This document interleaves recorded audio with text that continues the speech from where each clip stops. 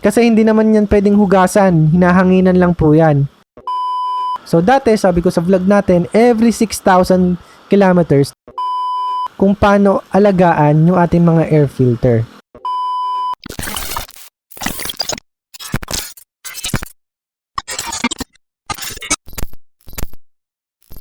What's up mga bigan? It's me JZ and we are back here with another motovlog. Kung mahilig ka sa motorcycles, reviews, and tutorials, you can hit that subscribe button for more videos.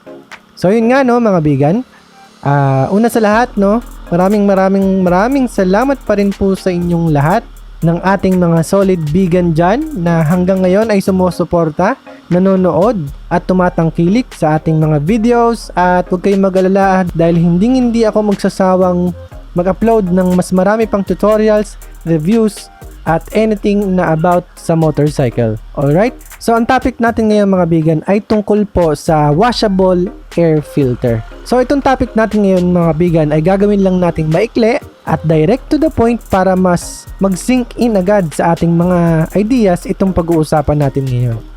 So kung napanood niyo yung mga dati kong vlogs, sinabi ko kung paano alagaan yung ating mga air filter. So kung ano bang halaga ng ating mga air filter. Briefly, explain ulit natin ngayon. Ang air filter, mahalaga yan dahil dyan sa air duct, sa air hose, dyan kumukuha ng hangin yung ating makina para magkaroon ng fuel combustion. Ngayon, bakit merong air filter? Yung air filter, yung nagfi-filter ng mga maduduming hangin or maduduming particles na kasama ng hangin para hindi makasama dun sa makina natin, which is maaaring makagulo sa combustion or makasira ng ating mga makina.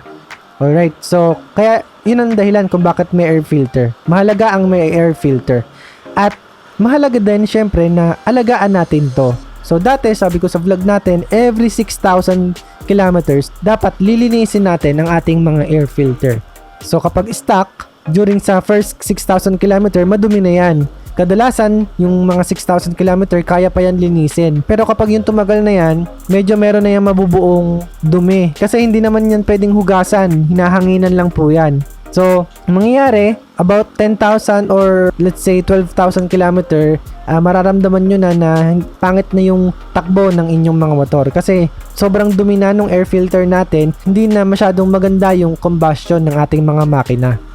So ngayon mga bigan, ang i-recommend ko po sa inyo ay bumili na po kayo ng washable air filter. Ito ay dahil mas makakatipid po kayo sa washable air filter. Pwede siyang hugasan ng tubig at hindi natin siya kailangan na palitan ng palitan dahil hindi siya mababarhan dahil mahuhugasan natin siya eh. Hindi tulad nung sa stock, may time na hindi na siya pwedeng hanginan. May mga dumi na hindi na matatanggal gamit yung hangin natin. Yung stock air filter, hindi po yun pwedeng basain. And then, dito sa washable air filter, yun nga, mas makakatipid kayo in the long run. May konting kamahalan lang naman ito kung i-compare sa stock, pero hindi kayo palagi magpapalit kapag meron kayong washable air filter. Ngayon, paano ba alagaan itong washable air filter? Kung dati, sa stock natin, 6,000 km, yung advisable na odo, kung kailan nyo dapat linisin. Pero dito sa washable air filter, mas kailangan yung linisin ng palagi. Kasi iba yung materials na ginamit dito sa air filter na washable. So kung dati 6,000, ngayon, i-recommend ko na within 3,000 km, linisin nyo na siya. Alright? So wag na tayo maghintay ng 6,000 kasi sa experience ko, no, isang taon na po akong gumagamit ng washable air filter. Within 3,000, dumudumi na, nararamdaman ko na yung paghina nung hatak ng aking makina. So yun mga bigan, yun yung i-recommend ko sa inyo.